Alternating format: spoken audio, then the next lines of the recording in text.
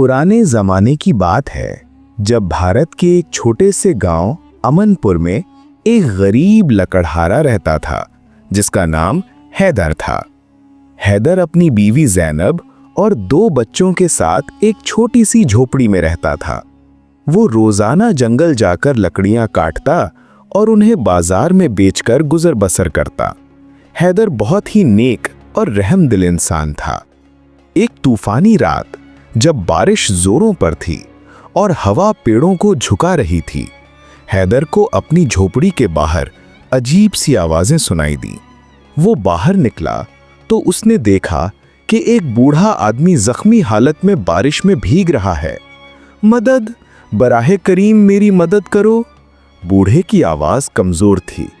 हैदर ने फौरन उसे अंदर ले जाकर जैनब से कहा, जल्दी से पानी और कपड़े लाओ, ये बुजुर्ग जख्मी है। खानदान ने मिलकर बूढ़े की देखभाल की। उसके बदन पर गहरे जख्म थे और वो बुखार में था। 3 दिन तक वो बेहोश रहा। चौथे दिन उसने आंखें खोलीं। तुम कौन हो? मैं कहाँ हूं? बूढ़े ने कमजोर आवाज में पूछा। हैदर ने मुस्कुराते हुए कहा, आप मेरे घर में हैं और महफूज हैं। मैं हैदर हूं, ये मेरी बीवी जैनब हैं और ये मेरे बच्चे हैं। बूढ़े की आंखों में आंसू आ गए। तुमने मेरी जान बचाई है। मैं एक पंडित हूं। मैं हर रोज जंगल में तपस्या करने आता हूं, लेकिन उस दिन जब मैं तपस्या करने आया तो कुछ जंगल के खतरनाक लोग मेरे पीछे पड़ गए। मैं खतरनाक लोगों से बचने की कोशिश कर रहा था तो वो मेरा जो भी सामान था लूट कर ले गए और मुझे जख्मी भी कर गई। वो पंडित कई हफ्ते हैदर के घर रहा। उन्होंने बच्चों को बहुत प्यार किया और उन्हें अच्छी अच्छी बातें सिखाई और गांव वालों को अखलाकी किस्से सुनाए। एक रात जब बारिश हो रही थी, पंडित ने हैदर को अपने पास बुलाकर, बेटा हैदर, मेरी बात सुनो। हैदर बेटा, मैं तुम्हें एक राज बताना चाहता हूं जो सदियों से चला आ रहा है। पंडित ने गहरी सांस लेकर कहा। हैदर ने गौर से सुना। ये जंगल जहां तुम लकड़ियां काटते हो, उसमें एक पुराना किला है जो जमाने की दस्ते बदरत से मिट चुका है। उस किले में एक खजाना छिपा है। ये खजाना इतना बड़ा है कि 10 बादशाहों के खजाने के बराबर है। इस खजाने में सारे गरीब लोगों का हक है। मैं तुम्हें ये इसलिए बता रहा हूं कि तुम नेक हो और लोगों की मदद करते हो। अगर ये खजाना तुम्हें मिल जाए तो तुम उसे लोगों तक पहुंचा दोगे। काफी सालों से मैं इस खजाने की हिफाजत कर रहा था, लेकिन अब मेरी उम्र इतनी हो चुकी है कि मेरा कोई पता नहीं कि कब मेरी जान चली जाए। तो मैं एक ऐसे इंसान की तलाश में था जो इस खजाने को उसके हकदार तक पहुंचा सके। इसमें तुम्हारा भी हिस्सा होगा। हैदर हैरान रह गया।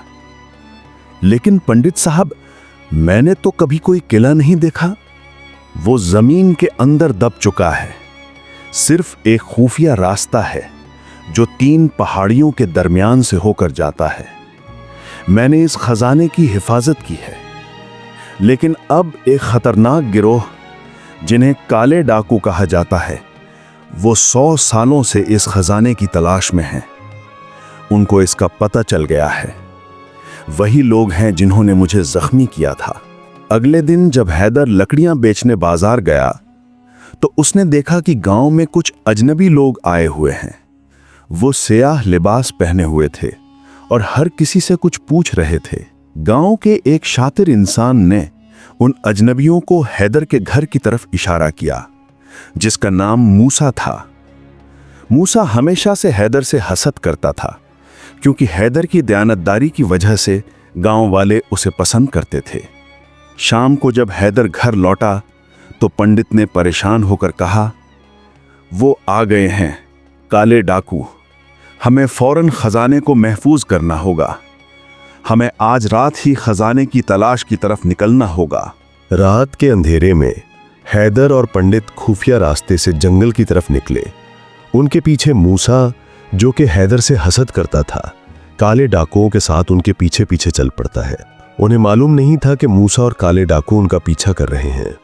गहरे जंगल के बिल्कुल दरमियान में पहुंचकर पंडित एक वीरान कुएं के करीब हैदर को ले गया।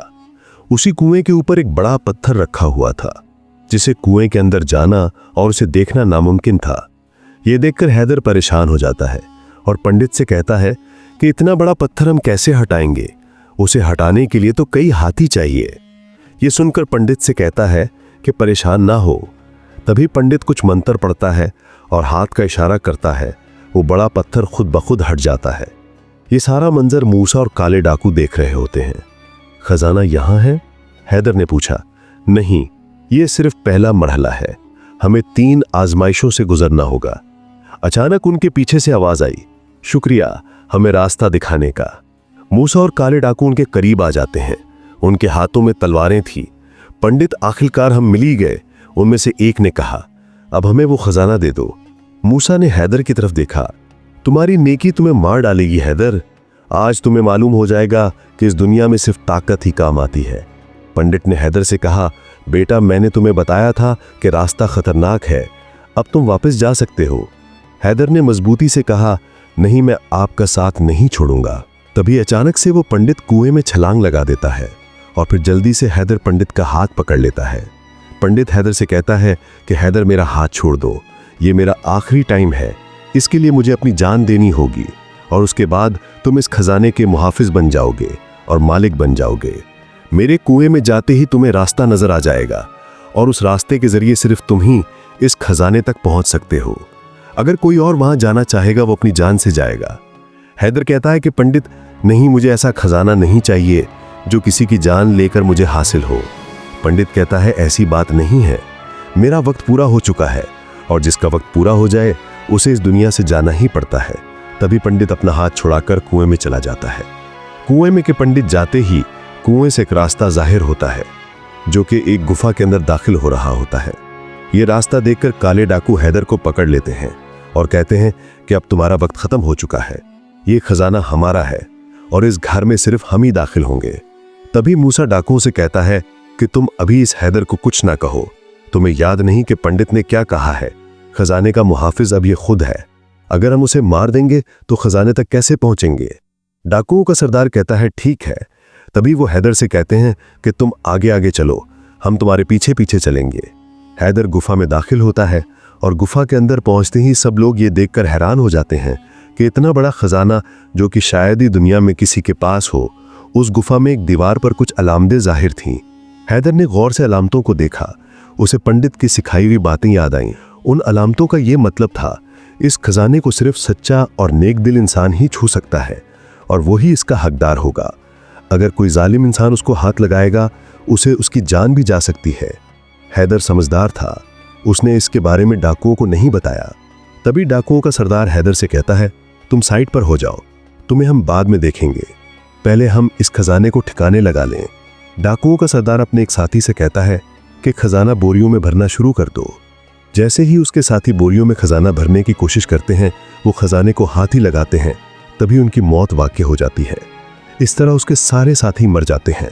बस सिर्फ डाकुओं का सरदार और मूसा ही वहां पर बाकी रहते हैं। मूसा और डाकू के सरदार को कुछ समझ नहीं आ रही थी, लेकिन इतना बड़ा खजाने ने उनकी आंखों के ऊपर पर्दा डाल दिया था। तभी डाकुओं का सरदार हैदर से कहता है कि अब तुम खजाना बोरियों में भरो और बाहर खड़े घोड़ों पर लाद दो। हैदर उनकी बात मानता है। हैदर खजाना भरने लगता है, लेकिन हैदर को कुछ नहीं होता क्योंकि वो एक सच्चा इंसान था।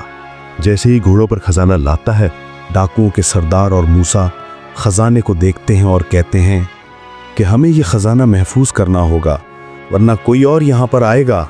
अभी वो ये बातें कर रहे होते हैं, अचानक गुफा हिलने लगी। गुफा बंद हो रही है। हैदर ने चिल्लाया। सब लोग जल्दी से गुफा के बाहर आ जाते हैं और गुफा बंद हो जाती है। डाकुओं का सरदार और मूसा अफसोस करते हैं कि बाकी खजाना तो हाथ से गया, सिर्फ यही खजाना है जो हमने बाहर निकाल लिया है। लेकिन मूसा शातिर था। वो डाकुओं के सरदार से कहता है, हमें हैदर को अपने साथ रखना होगा, उसके जरिए हम बाकी खजाना भी हासिल कर लेंगे। तभी वो हैदर को जंगल के बीचों बीच ले जाते हैं और वहां पर बैठकर मूसा डाकुओं के सरदार से कहता है कि अब हमें अपना अपना हिस्सा बांट लेना चाहिए। सरदार कहता है, कौन सा हिस्सा? हमने तुम्हें सिर्फ इनाम देने का वादा किया था कि तुम हमें इस खजाने तक ले जाओगे तो तुम्हें हम अच्छा इनाम देंगे, तो तुम अपना इनाम लो और अपने घर जाओ। मूसा, जो कि लालची था, वो कहता है कि नहीं, इस खजाने में मेरा आधा हिस्सा है और मैं अपना आधा हिस्सा लेकर ही जाऊंगा। इस तरह उन दोनों में बहस होती है और दोनों अपनी तरफ खजाना खींचने की कोशिश करते हैं। इसी हलचल में खजाने की बोरी खुल जाती है और दोनों खजाना उठाने लगते हैं। जैसे ही दोनों के हाथ खजाने पर लगते हैं, दोनों वहीं पर मर जाते हैं, क्योंकि वो भूल जाते हैं कि उनके साथी भी खजाने को छूने से ही मर गए थे। वो लालच में इतने गिर चुके थे कि उन्हें अपनी जान की भी परवाह न रही। हैदर जल्दी से खजाने की बोरियां घोड़ों पर लाता है और अपने गांव ले जाता है। हैदर अपने घर पहुंचकर इस खजाने में से सिर्फ इतना हिस्सा अपने लिए रखता है जिससे उसका अच्छा गुजर बसर हो सके, और बाकी खजाना गांव के चौक में जाकर गरीबों में तकसीम कर देता है। इस तरह पूरा गांव उस दिन बहुत खुशियां मनाता है। लोगों के चेहरे पर खुशियां आ जाती हैं। इस कहानी से हमें यह सबक मिलता है कि हमें लालच में इतना नहीं गिर जाना चाहिए जिससे हमें औरों की जान तो क्या, अपनी जान की भी परवाह ना रहे। इस दुनिया में दूसरों की मदद और हमदर्दी से ही इंसान कामयाबी तक पहुंच सकता है।